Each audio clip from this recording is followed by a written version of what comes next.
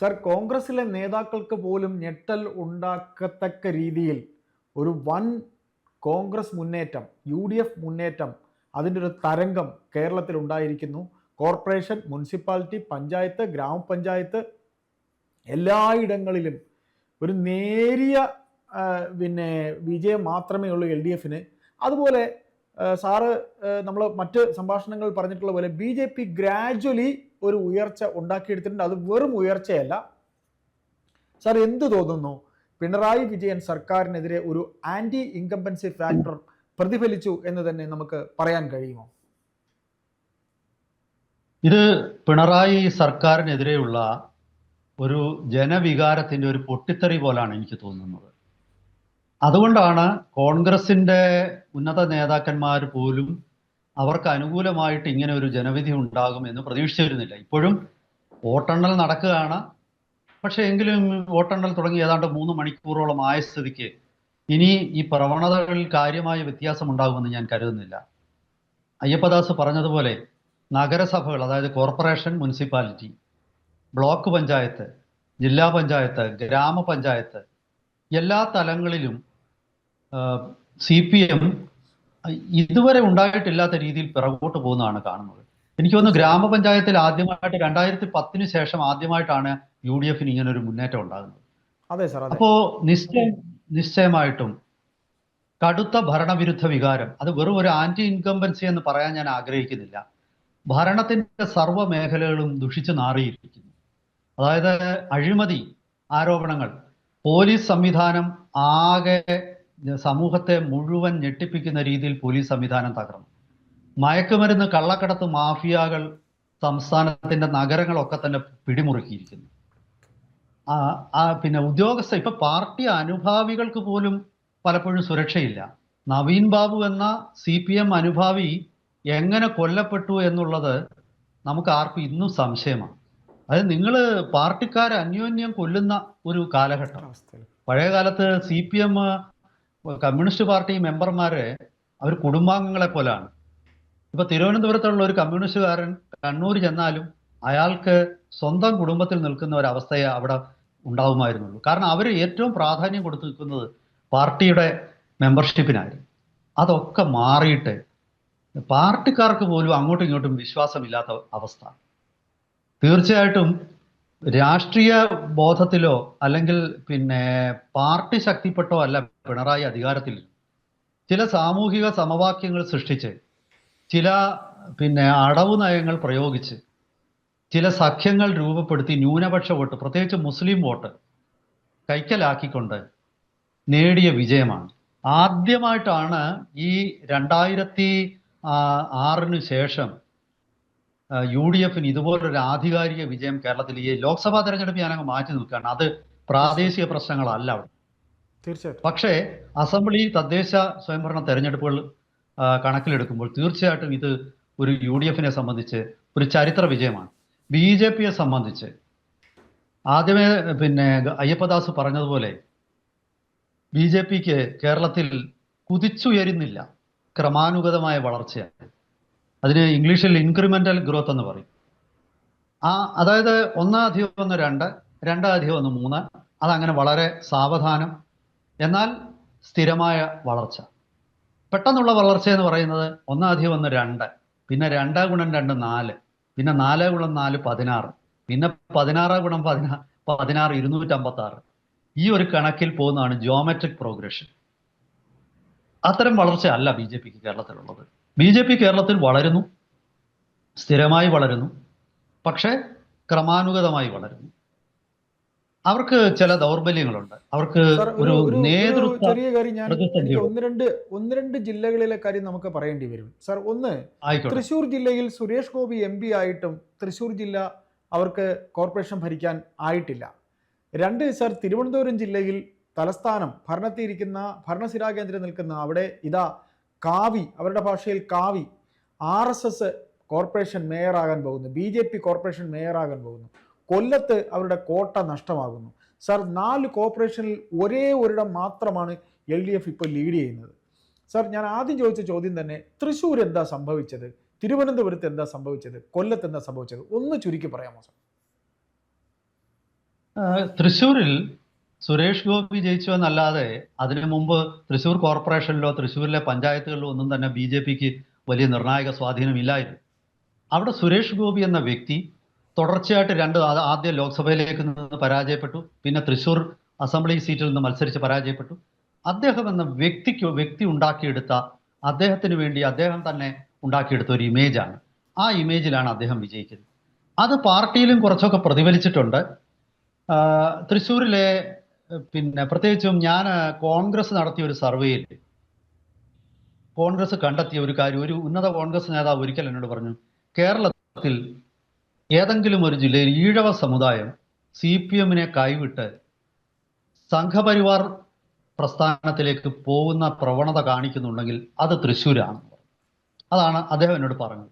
അത് BJP-യിലേക്കുള്ള പോക്കല്ല, RSS-ന്റെ ഒരു ആശയങ്ങളിലേക്ക് ഉള്ള ഒരു യാത്രയാണ്. അത് ചാവക്കാടോ അതല്ലെങ്കിൽ അതുപോലുള്ള ഉൾപ്രദേശങ്ങൾ തൊട്ട് നഗരത്തിലെ പിന്നെ സവർണ നായർ സമുദായം, നഗരത്തിലെ ഉള്ളൂരിലുമൊക്കെയുള്ള നായർ സമുദായം, അവർ നേരത്തെ തന്നെ BJP-യിലേക്ക് വരുന്ന പ്രവണത കാണിച്ചിരുന്നു. അങ്ങനെ ഒരു ഹിന്ദു നീക്കം അവിടെ നടക്കുന്നുണ്ടായിരുന്നു. പക്ഷേ സുരേഷ് ഗോപിയുടെ വിജയം എന്ന് പറയുന്നത് അദ്ദേഹത്തിൻ്റെ ഒരു വ്യക്തിപരമായ വിജയവും കൂടാണ്. പക്ഷെ ആ വ്യക്തിപരമായ വിജയം പ്രസ്ഥാനത്തിൻ്റെ വിജയമാക്കി മാറ്റിയെടുക്കാനുള്ള ഭാവനാശേഷി തൃശ്ശൂരിലെ ജില്ലാ നേതൃത്വത്തിനോ അതുപോലെ തന്നെ അതിനുള്ള സന്നദ്ധത സുരേഷ് ഗോപിക്കോ ഉള്ളതായിട്ട് എനിക്ക് തോന്നിയിട്ടില്ല.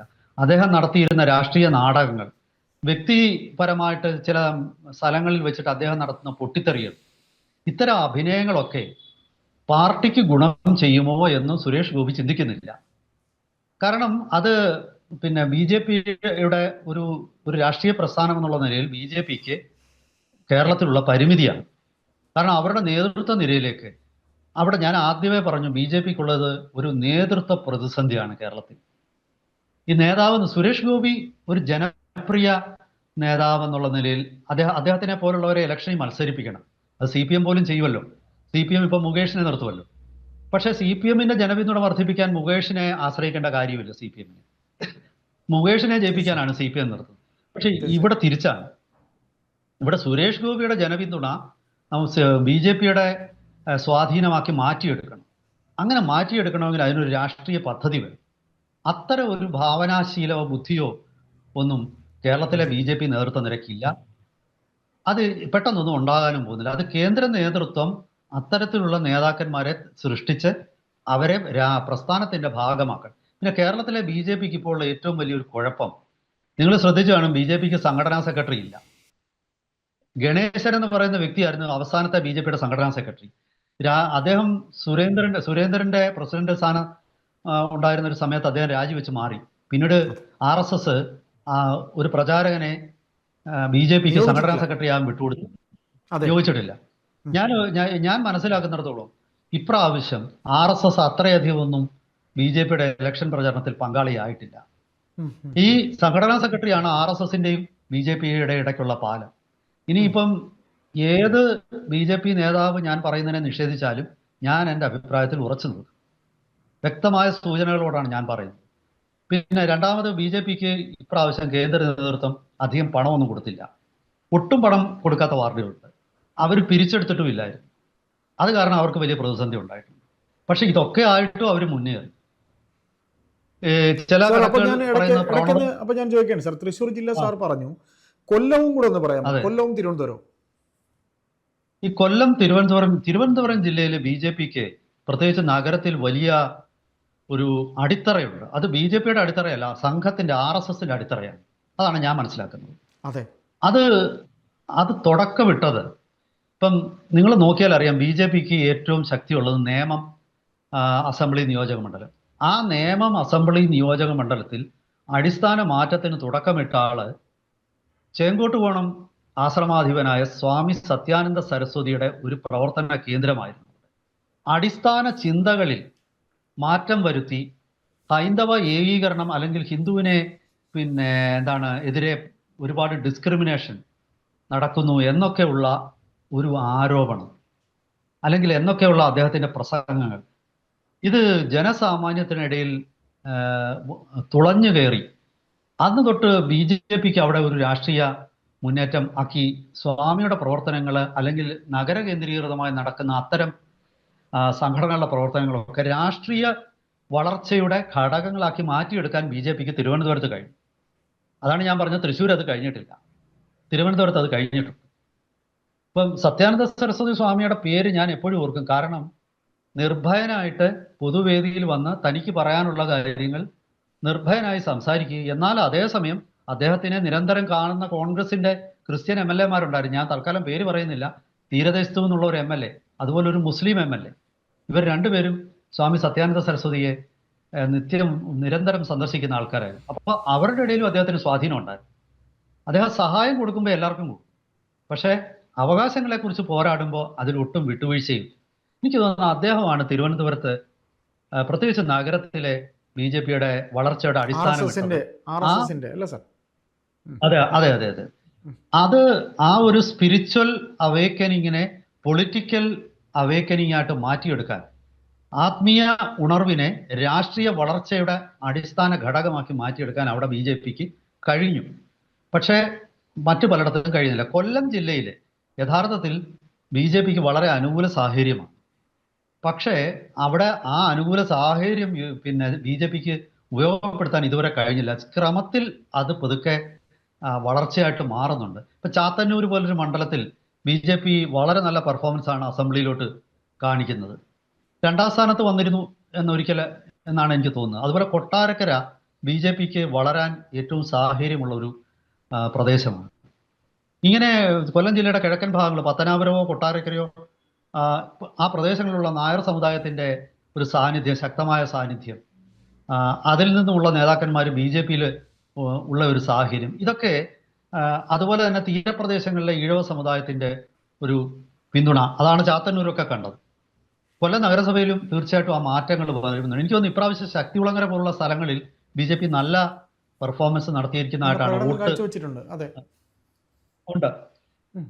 തീർച്ചയായിട്ടും ഈ മാറ്റം യഥാർത്ഥത്തിൽ കൊല്ലം മാത്രമല്ല, അത് എടുത്തു നോക്കിക്കഴിഞ്ഞാൽ നിങ്ങൾക്ക് ഒരു കാര്യം മനസ്സിലാവും. ആലപ്പുഴ ജില്ലയിലെ ആലപ്പുഴ ടൗൺ തൊട്ട് തെക്കോട്ടുള്ള എല്ലായിടത്തും ഈ മാറ്റം വന്നിട്ടുണ്ട്. ഇവിടെ ഹിന്ദു ഏകീകരണം സംഭവിച്ചിട്ടുണ്ട്. ഈ ശോഭാ സുരേന്ദ്രന് കഴിഞ്ഞ ലോക്സഭാ തെരഞ്ഞെടുപ്പിൽ ഏറ്റവും നല്ല പെർഫോമൻസ് അവർ നടത്തിയത് അമ്പലപ്പുഴ, ഹരിപ്പാട്, കായംകുളം, കരുനാഗപ്പള്ളി, ഇങ്ങനെ 4 മണ്ഡലങ്ങളിലാണ്. അപ്പോ ആ മാറ്റം അല്ല, അവിടെ നായർ ഈഴവ വോട്ടുകൾ ഏതാണ്ട് തുല്യം തന്നെയാണ്.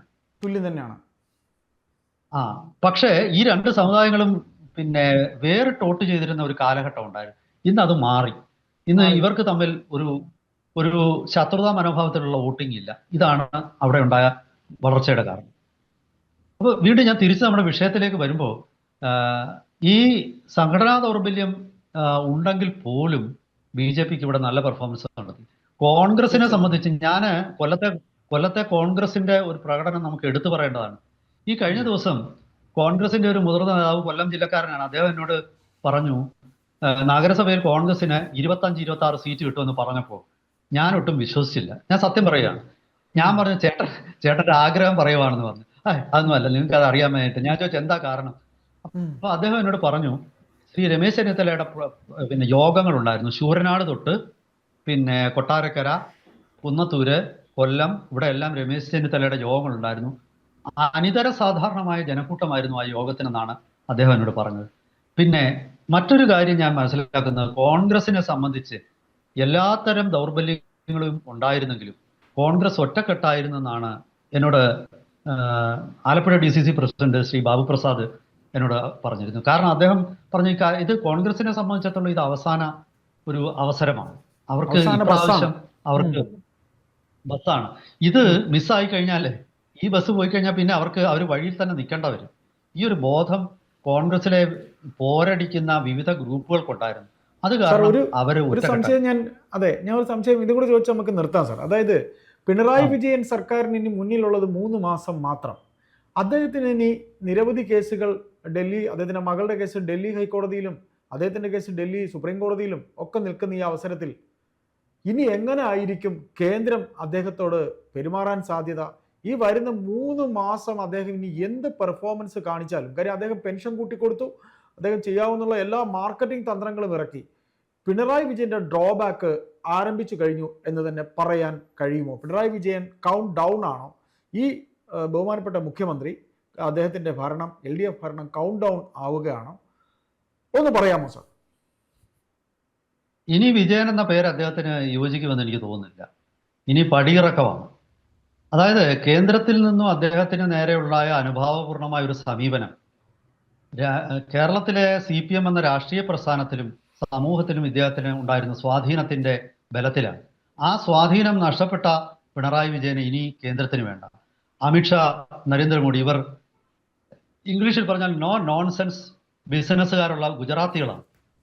അവരെ സംബന്ധിച്ചിടത്തോളം അവർക്ക് നേട്ടങ്ങൾ ഉണ്ടാക്കാൻ, റിസൾട്ട് ഉണ്ടാക്കാൻ പറ്റുന്ന ആൾക്കാരെ മാത്രമേ അവർ അംഗീകരിക്കാറുള്ളൂ. ഇദ്ദേഹത്തിന് റിസൾട്ട് ഉണ്ടാക്കാനുള്ള ശേഷി എന്ന് നഷ്ടപ്പെട്ടു എന്ന് അവർ തിരിച്ചറിയുമ്പോൾ ഇദ്ദേഹത്തിനെ കരിമ്പിൻ ചണ്ടി പോലെ വലിച്ച് അവർ ചവറ്റുകുട്ടയിലേക്ക് ഇടും. ഇദ്ദേഹത്തെ ഇനി പിണറായി വിജയൻ പേടിക്കേണ്ടത്, ഇനി CPM ആണ് പേടിക്കണമെന്ന് അല്ല ഞാൻ പറയുന്നത്. ഇനി പേടിക്കേണ്ടത് പിണറായി വിജയനും അദ്ദേഹത്തിൻ്റെ കുടുംബാംഗങ്ങളുമാണ്. വരും ദിവസങ്ങളിൽ ഇവർക്കെതിരെയുള്ള കേസുകൾ പല ഭാഗത്തു നിന്നും മുറുകും. ഇനി അവരെ സഹായിക്കാൻ ഇനി നരേന്ദ്രമോദിയുടെയോ അല്ലെങ്കിൽ അമിത്ഷായുടെ മുന്നിൽ പോയിട്ട് പഞ്ചപുച്ഛമടക്കി നിന്നിട്ടും പിണറായി വിജയൻ ഒന്നും കിട്ടാനില്ല. അവർക്ക് പിണറായി വിജയന്റെ യഥാർത്ഥ ശക്തി മനസ്സിലായി കഴിഞ്ഞു. ഇനി അദ്ദേഹത്തിനെതിരെയുള്ള എല്ലാ കേസുകളും സജീവമാവുകയും അദ്ദേഹത്തിന് വ്യക്തി എന്നുള്ള നിലയിൽ അദ്ദേഹത്തിനും കുടുംബത്തിനും വലിയ തിരിച്ചടികൾ നേരിടുകയും ചെയ്യാനുള്ള ഒരു കാലം തുടങ്ങിയിരിക്കുകയാണെന്നാണ് എനിക്ക് തോന്നുന്നത്. എന്തായാലും വരും ദിവസങ്ങളിൽ CPM എന്ന രാഷ്ട്രീയ പ്രസ്ഥാനത്തിനും പിണറായി വിജയൻ എന്ന നേതാവിനും ഒരുപോലെ അതിൽ പിണറായി വിജയൻ ആയിരിക്കും കൂടുതൽ ബുദ്ധിമുട്ടേണ്ടി വരിക എന്നാണ് എനിക്ക് തോന്നുന്നത്. കോൺഗ്രസിനെ സംബന്ധിച്ചിടത്തോളം ഈ വരുന്ന 3-4 മാസങ്ങളിൽ ഇതേ കെട്ടുറപ്പും രാഷ്ട്രീയം ടെമ്പോയും നിലനിർത്താൻ പറ്റിയാൽ അവർക്ക് 2026 ഇലക്ഷനിലൂടെ, അസംബ്ലി ഇലക്ഷനിലൂടെ തിരിച്ച് അധികാരത്തിൽ വരാനുള്ള ഒരേ ഒരു അവസരമാണ്. കാരണം ഇനി അധികം അവസരങ്ങൾക്ക് കിട്ടാനില്ല. കേരളത്തിൽ BJPയെ സംബന്ധിച്ചാണെങ്കിലും അവരുടെ വളർച്ചയെ അടുത്ത ഘട്ടത്തിലേക്ക് എത്തിക്കാൻ ഉള്ള ഒരു സാഹചര്യമാണ് ഇപ്പോൾ ഈ ഇലക്ഷൻ സൃഷ്ടിക്കുന്നതെന്നാണ് എനിക്ക് തോന്നുന്നത്. എന്തായാലും ഇതിൻ്റെ വിശദാംശങ്ങൾ പൂർണ്ണ രൂപത്തിൽ പുറത്ത് റിസൾട്ടുകളൊക്കെ വന്നതിന് ശേഷം നമുക്ക് നാളെ ആ വിഷയങ്ങൾ കൂടുതൽ ചർച്ച ചെയ്യാം. Thank you sir.